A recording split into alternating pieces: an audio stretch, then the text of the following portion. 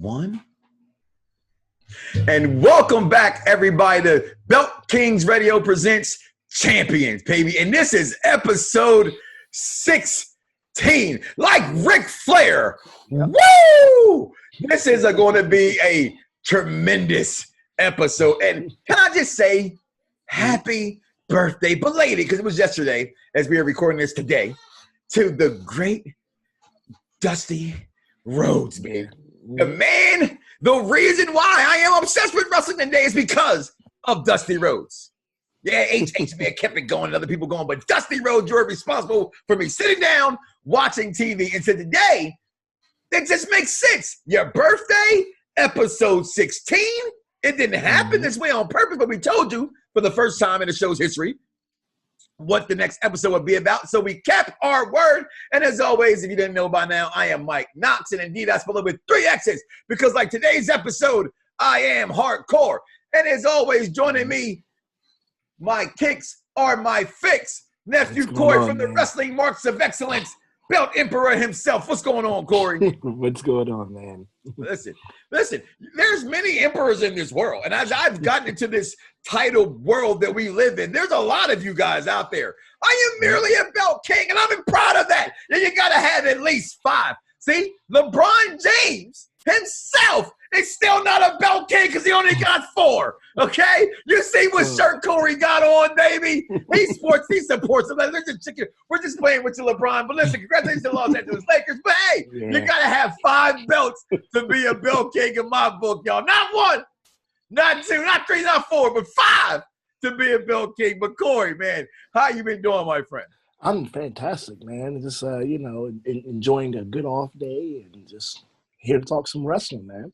That's what we do. We talk wrestling title belts. This is the show for wrestling fans that collect wrestling belts because we just like to talk about wrestling belts because we collect them. So we figured, hey, let's talk about it. Let's be about it. And today we are talking about, by now, I don't know if you don't understand by now. You should have saw the pictures down there below already what we're talking about. But for those who are listening, 10 pounds of gold. People, if you don't know what that means, Corey, can you please educate the masses, if you will? Yeah, I mean, pretty much that nickname, at least my definition of it is, pretty much that kayfabe era of wrestling where, that belt was literally 10 pounds of gold. The NWA World Heavyweight Championship, which to me is, I mean, the WWE, how do I want to put this? Let me talk about this. I'm waiting for this. Yeah, the WWF Championship is probably the most recognizable world championship in wrestling. Well, but probably, and prestigious is a word that that people throw around, but it is. Go ahead. As far as the legacy, the lineage, the prestige of the World Heavyweight Championship in wrestling, you kind of got to give it to the NWA World Championship. I think you have to, just because the NWA is and still is actually what people, at least wrestling fans, at least like, historical like wrestling fans will consider as the most historical world championship. Let me have it. It's real to me, damn it, title. Yeah, that's pretty much what it is. Yeah. Yeah, this is the professional wrestling title, pretty much. You have the WWE Championship, which it's the most recognizable, the most popular, the most known. It's that is. Well, which one? Because we talked about that in other episodes. This is episode 16 below. Because I still think physical, Big Goldie is the most recognizable title. Well, I'm talking about in terms of the actual, like the. If we're looking at the world we live in today, you still think that the Big W? No. I'm not talking about the physical championship. I'm talking about being the champion. Okay, being the champion. Okay, right. Okay. Yeah, it's the NWA World Championship is still probably the most historical wrestling championship. However, as far as physical belts, it is the Big Gold. It's probably the most recognizable, followed by the Winged Eagle, I'd say. Mm-hmm. But as far, because I mean, not too many people. I think this is right behind it. If not up there with the IC that we've also talked about, I think the importance of this episode today, Corey, is about the importance of this belt, the lineage of this title. You know what? It is the prestige, is where it is that it's real to me, damn it title. Here's the thing, Mike, and people, I'm not being blasphemous about it. I'm not being cynical about it.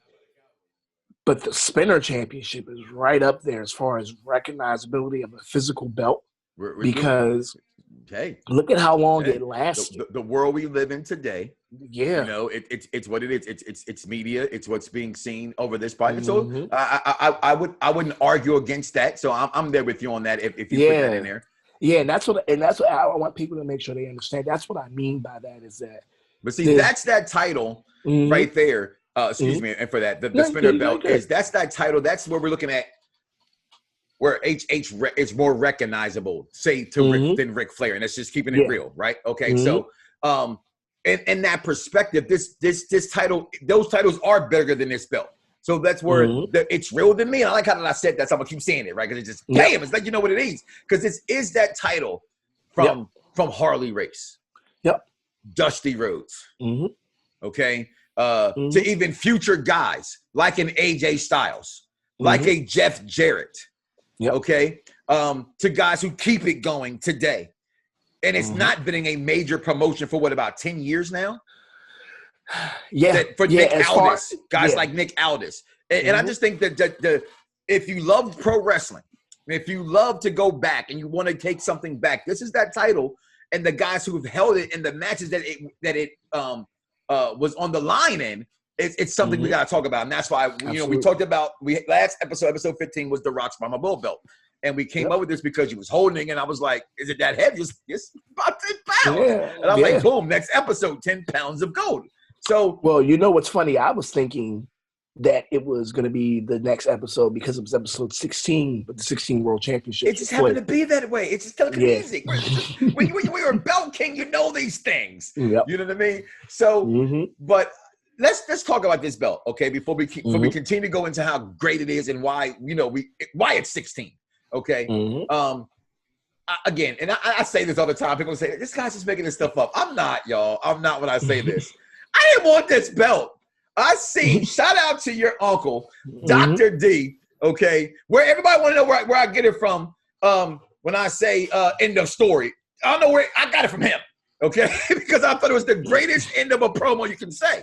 Okay, and so that's homage to him when I say that. But he has that belt. I remember, and I watched this belt over the years, and guys, and your uncle that I mentioned. I'm sorry, did I just see you pull that belt up by the bootstraps? No, I didn't. Okay. Don't be doing that to me again. Okay, because I don't know if you see right here in the background, I got laid this week, and I am your tribal chief right now today. Okay, they let me wear it at work all day. If you know where I work at, you cannot wear anything that's not your costume. And I got that, and I was like, all day, me and this other coworker all day was like, I'm tribal king. It was amazing. But I want this belt once I looked at it. And as I was putting the show together, and I'm looking at this title, and like always, like I'm looking at who had it. My favorite of all time is Shawn Michaels. Okay?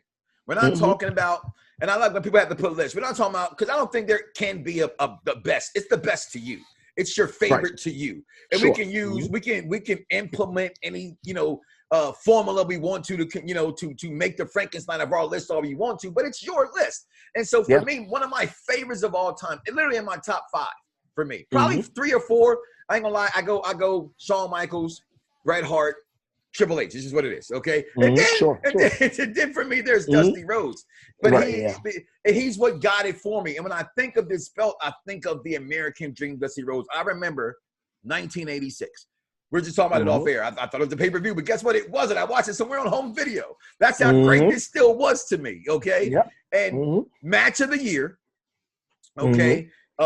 Ric Flair, Dusty Rhodes, he wins this title. And as I'm looking at this episode, I'm like, I gotta have this for Dusty. This to me, people want to say it's the Harly Race title, and that's fine. I won't argue that because Harly Race was the first one to really date. Actually, he wasn't the first one to deal with it. He's the most synonymous with this title. I want to be honest and frank about it. If we have, which we will, if we can, I think for this we haven't had one in a while. A Mount Rushmore of this belt, I think Harly Race is there. Okay, in my opinion, but absolutely. Dusty Rhodes to me is the one when I think of this belt. I think of this championship. So can they find this belt? I know your uncle has this belt. How rare is this I'm almost said TNA because TNA took it over later. Yeah. But is this NWA World Heavyweight Championship, Corey? It's not even in because the official replicas pretty much is a WWE dominated business as far as the companies that make them now. Okay. I think Figures Incorporated may or may not still make certain copies of it. I think the premier belt brand was making them at one point. And I was right. Harly Race was the first one to have this title. So go ahead. I just want to make sure I was right. No, you're good. You're good. So I think, if I'm not mistaken, you can find them, and it's not even at a relatively bad price either. Okay. When we say bad, explain to them because it's we got to school them every week. What's a bad price? You're not gonna. I could see you finding a good copy of this somewhere around the upper threes, low 400. That's what I was hoping you would say. See, I think 4 is the limit for this title for me. You can find it at that. Here's the thing with that though. If you find one of the official, that's the thing. One of the official ones, it depends on because some of them are the 2mm. Some of them, the premier one, I think might be a 4mm. So that one, I think, that's what I want to say. The Figures Incorporated ones are a little bit cheaper as far as the range, somewhere around the 3 to 4 and somewhere around there. If you can find a used one, somebody that's got one in mint condition, may cost you upper 4s, maybe 500. The Premier brand, when they were making them, they were making them a little bit better as far as the quality of what the belt was. Was it cheaper? Oh no, that one, the Premier one's you definitely say Premier, cost you. And when you hear Premier, you think automatically. Yeah, that's the name of the brand. So the right, but still, the Premier one to me goes together. Yeah, no, the brand theirs are gonna cost you. Yeah, they're gonna run you about at least 500, at least. Okay. So I mean, where does this belt rank to you? You're out there more than I am. Sure. The pulse of champions and title holders, and everybody can be a belt king. You already know that they're all over the place. Just go look at everybody, right? And where does this belt you think rank in that amongst collectors? As this is a show for title collectors, and because I am a title collector, and I don't know where it ranks. I just want it. Here's my thing. Here's what I was going to say earlier before I even get to that. Okay. I was with you, not even dating you, as far as your age, but I was a little surprised that you wouldn't want that one until now. Yeah, because to me, I feel like this is just me. This is just me. I feel like in belt collecting, you have to kind of own the belt that kind of was first around when you were I agree. See, right. growing up and watching wrestling. Right. That's your connection. Yeah. That's your sire line. I'm watching the originals over. So I'm sired to the age in which you watch professional wrestling. Yeah. Whatever age you kind of entered into watching it, that first world title, I feel like as a collector, you should maybe have, if you can get it, that's when you should have that thing. For me, looking at that title, like I said, looking back and seeing Dusty have it. It's not the most aesthetically pleasing belt. That's the only thing. And that's the number one for me. But then when I go back, you move forward, from 73 to 86. I'm getting into wrestling around 83. So at that time, even though I'm Dusty Rhodesing it up, he didn't get that belt to 86. You know what I mean? And then it quickly changed to Big Goldie. So when I think of NWA and looking at that comparison and going back and forth with the WWF at that time, that belt spoke more than that. Like you said, it's not aesthetically pleasing. Yeah. As it's very basic. It is. You know what? I disagree with that. I mean, it's. As I looked at it now. No, all right, okay, because you're. I guess in a sense you're right. Well, yeah, but then I'm looking at title collecting. I'm looking at what you just said about your era being. I won't say plain. I'm sorry. I won't say plain. That belt is to the point. I think that's better. It's to the point. Yes. It's because you can't say plain demeans on it, yo. Plain demeans it. I understand it. Yeah. Plain demeans it. Yeah. if you want to say straight to the point, Yeah. When you look at it, you don't look at it for the frills or the it's got this design. Or you look at it as that's the World Heavyweight Championship. Like your side plates have these different countries on them. Yeah, you got Canada, Mexico, Australia, and Japan, and the USA flag. Like pretty much. Yeah. And what's funny is that pretty much covered everywhere you saw that belt at that time, because those weren't just thrown on there as just random countries. Not at all. They were in those places at those times. Like they traveled to those places. Think that forever and a day, that is the one mistake WWE's ever made. Is we got what Vince was doing. We understand what he did. He monopolized what he wanted to do. He wanted to make what he did, make it about the company.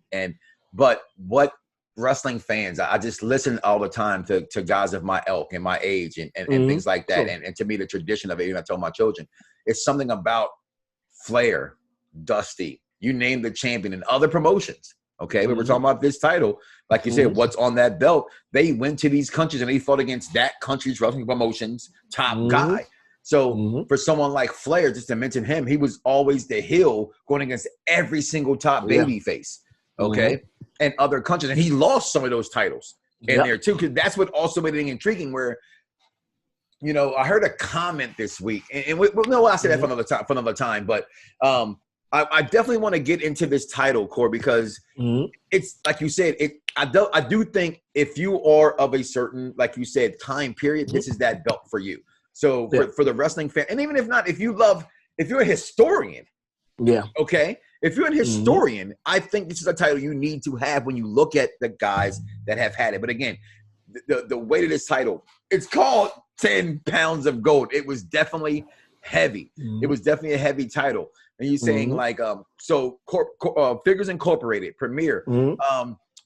What about anybody out there now? So if you're looking at right now, you have to go out there and just search for maybe to get this as a custom, because WWE.com is not selling this title, correct? Yeah, they'll never. Yeah, they'll. Never. I almost heard that came out. No.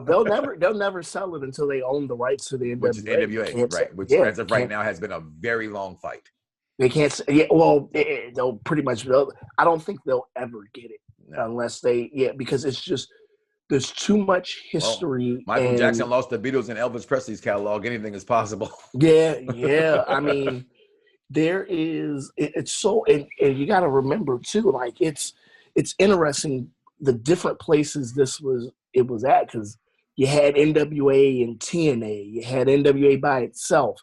You had the NWA for a second in WWE, because remember during the Attitude Era, Dan Severn was the NWA World Champion. Yes, he was. He was in WWE. So the relationship was always teased, kind of, but WWE is kind of the one that you don't. I mean, NWA was in ECW in the early days. And you know what? And I'm glad you brought that up too, because when you're watching a show via YouTube and Facebook and those good things, watching the visual effects of the show, you'll see the people that I choose to put up there. And going back, and I remember.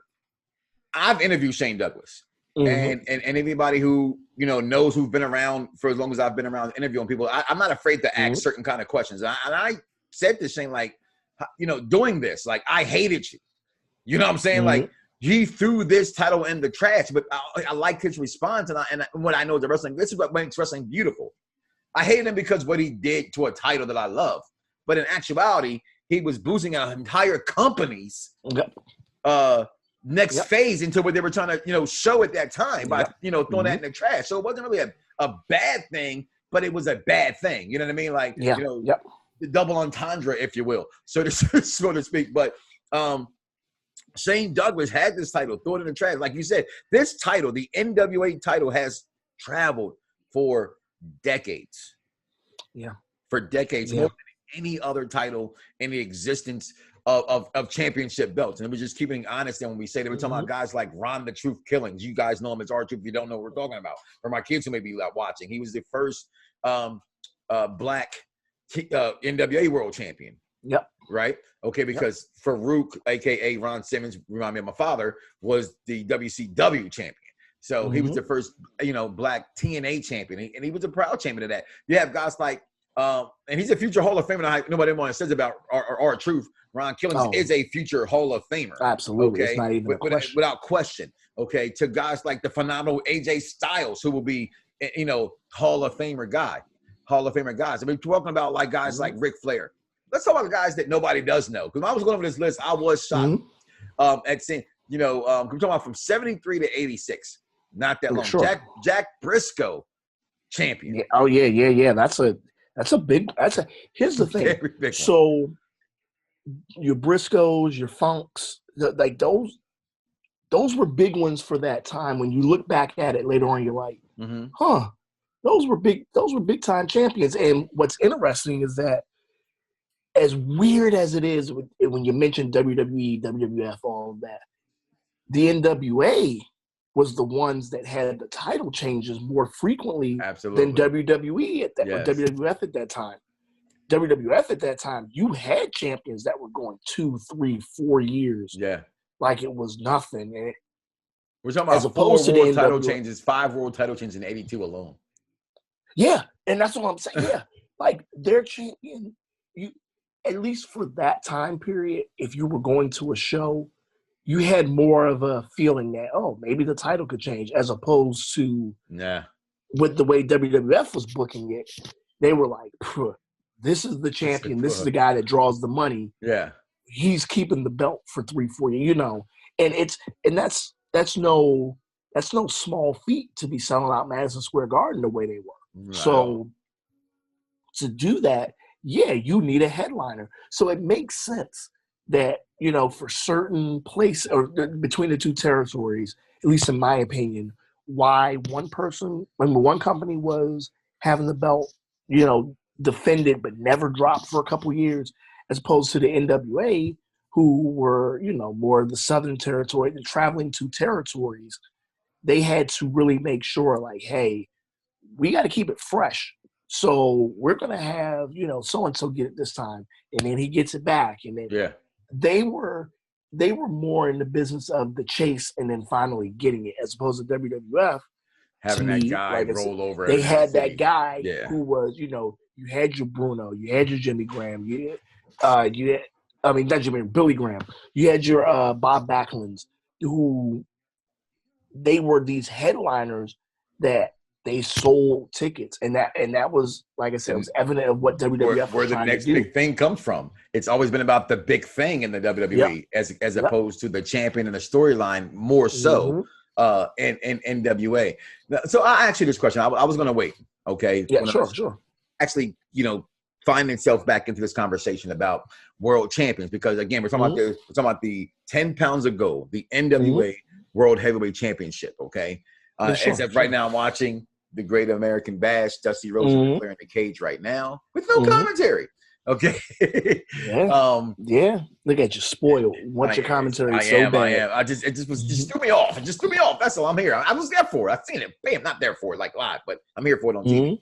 But I'm looking and I'm thinking about this title, and I'm watching, and we're talking about world champion Flair defending it, Dusty defending it. These guys, Tommy Rich was world champion, right? Around the world. The Cologne had this title. Chief Wahoo McDaniels had this title. So I'm a fan of the show Busted Open Radio. It's no question. Right. I'm also so it was a question that was asked, or a comment that was made, by one Billy Ray, and he said, and I'm not the biggest fan of. I'm a fan of Billy Ray's work. I'm not a fan of his opinions. Okay.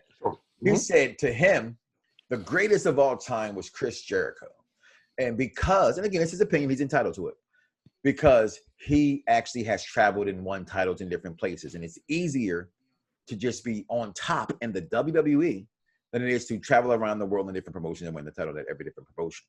Yeah. And I wondered, to me, I thought yes and nay. It's one of the questions I can say, yeah, I can see that. It's because it's called World Champion, right? Yeah. It's called World Champion. However, I beg to differ in that, in saying there's only one Stone Cold, one Rock. I think when you're a star in WWE, when you're John Cena, when you're that guy there, and that many odds are more upon you in the world that you may call World Champion, that I think that world does trump you going to lesser. And I hate to not disrespect when I say that, so nobody please come in the comment below and let us know that I said lesser. I didn't mean it in that manner. Just let's use our big boy pants and say we know who the biggest company is versus the other companies. Yeah. And So I would have to say I disagree with that. I want to take your take on it because we're talking about, to me, like I said, the world title that has traveled over 50 years of being the same title that not has, it's changed, but this title has been around for 50 years. I see where you're going with that. I would have to pretty much agree.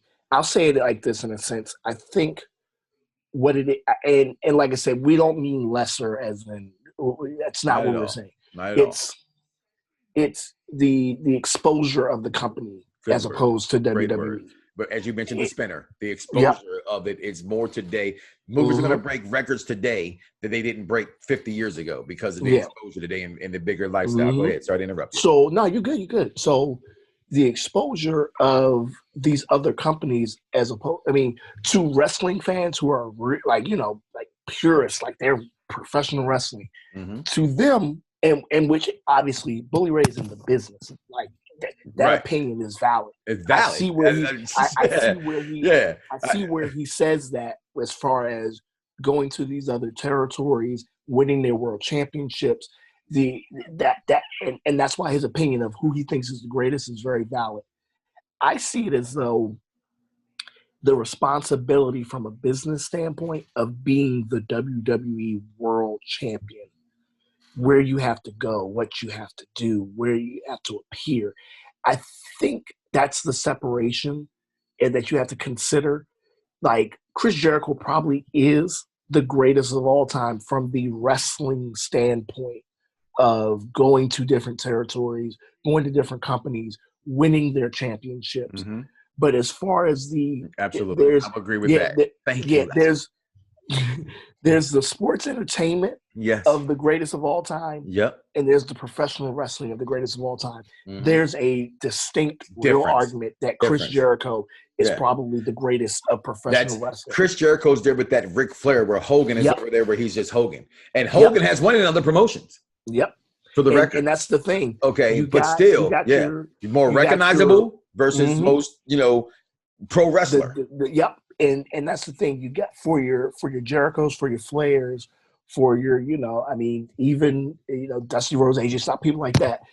The other coin, you got your Hogan, Rock, Flair. Hogan, Rock, Austin, Cena. Yeah. That's who you have on the other side. Yeah. For your Triple H, who he kind of toes that line because Triple H is probably as pure as professional wrestling as you can get. But just happen to be in a sports entertainment-driven business company. Exactly. And he was. They do call him the Wizard for those who don't know, by the way. Go ahead. The Triple H pretty much, like I said, he toes that line because for Triple H, he is the consummate professional wrestler. But he is a WWE guy. And he did the stuff, but you never thought of, at least to me, you never thought of Triple H as the guy you're putting out there for appearances necessarily like you did Hogan, Rock, Cena, Austin. Even Austin to an extent, because as big as Austin was, in the time period that he was big, WWE wasn't really doing what they're doing now with their world champions, where you have them. Well, they were. Let me correct that. They were, but it was a different time period. It was just a different time. You didn't have Austin in a suit making appearances, basically. World champions now, you have them in suits, dressed up. They're the world champion. But no, not Austin. No, not at all. You got a Stone Cold T-shirt and some jeans. That's what you're getting out of Austin. And if you got it on his good day, on his real good day, his nice pair of Wranglers and his vest but no shirt on. And that was the best Austin he was going to get, to be honest. Okay? And that was probably the look you wanted to get a picture of because it even meant more representation of a badass as he was representing WWE was trying to give off at that time. Do you have this title? Is this a title where you will put it in your collection? I will eventually get it. Okay. I know I can get it. That's the thing. And that's what I was trying to convey way earlier in the beginning of the show. Okay. Where does Corey get this title from? I don't know. The best deal. It'll probably be the best deal. It'll be the best deal. Whatever the best deal is. For me, so many things. it's probably third on my list. It's probably maybe the third or fourth on my list to get next. And that's because of the definition and the craftsmanship and designs of the newer titles. They're just so great that, and I know I could probably get them later. And if I'm smart and I can just wait 4 years from now. Maybe it'll be even cheaper. You know what I'm saying? As opposed to getting one of these other titles. It's a weird market for that belt because at one time it was way up there. I used to see it all the time on Wrestling Superstore when I was when I was starting my collection. That was there all the time. Like you said, it was so unaesthetic pleasing, and I wasn't thinking about, oh my God, how the greats have held this belt. Yeah. You know what I mean? This is a title that I look now, and I'm bringing up your uncle again. Okay, Dr. D, and him, getting the signatures on them and everything. It's like, well, that's the thing. That's the thing. That's another thing that for me. So this is definitely an episode I should have had him on. I should have had him on. Part of it is that I feel as though that belt for me, the reason why is because I didn't really grow up on that belt. That belt preceded me. As a historian, as a collector, I do want to get it. But for people who grew up on that, if that belt was on your television, I mean, for me, the belts that were on television when I first started watching wrestling, Big Goldie. It wasn't even. It was Big Goldie and the Wing Eagle. The whole not even. Oh, you had the 80. Okay, I still want that belt. Now I think that belt's more aesthetically pleasing than 10 pounds of gold. To be honest, I like that title a lot. Understandable. I don't have that belt. Same concept. Yeah, I mean, for me, my favorite was the Wing Eagle, and that's what I remember as a fan. It tying me to wrestling the most. But I remember for a brief second Hogan having the Hogan 87. To me, I wasn't thinking about no belts at that time. No, of course not. But I mean, not at that time anyway. It didn't even stand out to us, to be honest. Like it's just those other titles. To be honest, and where I think you're going, the other ones stand out. Yeah, more than the Wing Eagle was that was the World Championship. Yeah. Like, I remember Hogan having that. You said I was dated. Your uncle's a little bit more dated than me, so that belt probably represented more with him. Yeah, you know what I mean? Exactly. In that time. Exactly. I mean, even for some collectors, even though you have to get it made, the big green resonates with a lot of people. Yeah. You know what I'm saying? We talked about it before. Episode back, I remember the number. Don't get mad at me for that, fans. TV title is in a title that people can remember today, to be honest. That belt stopped. We talked about it. It was like 89. You know what I mean? So it's a belt. That's a belt I wanted to talk about. I love 16 came about at 16, talking about this belt 10 pounds ago. Ric Flair, rest in peace, Dusty Rhodes. Happy birthday to the American Dream. I mean that when I say that. I found it was the first time my kid, my son actually saw me cry. No lie. I'll never forget it. He passed away, and I was getting ready for a show.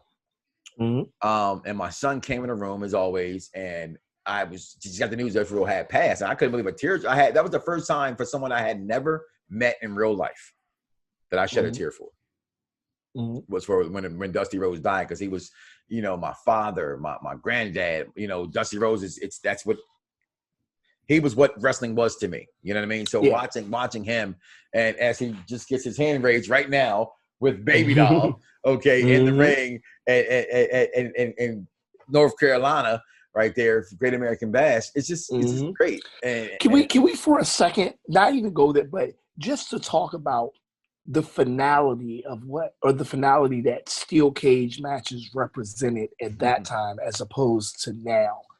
They just kind of, I mean, they're getting back to that now, as far as like the Cell and just regular cage matches really mean the end of a feud. But for a while, it's like you just had them thrown out there. Yeah. And back then, the steel cage match was the end. That was it. That was where it nowhere ended. To run, nowhere to hide. That was where the feud was done. There was no continuation. There was no. I'm not a fan of that crap jumping over the cage either. By the way, I hate that. I hate that rule.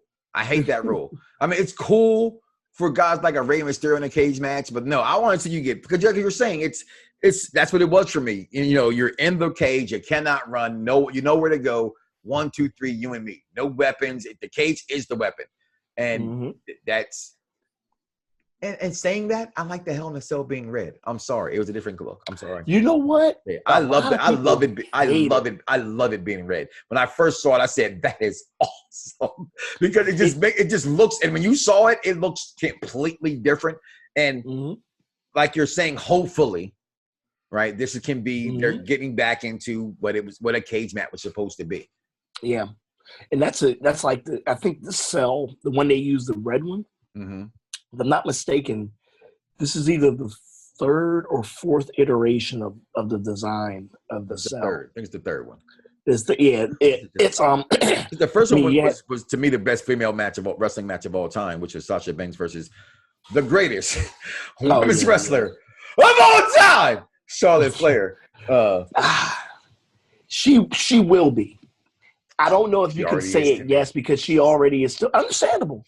I think I have to see the rest of the body of her career, or for her career to be over. I mean, she's pretty much there now, like you said. She is.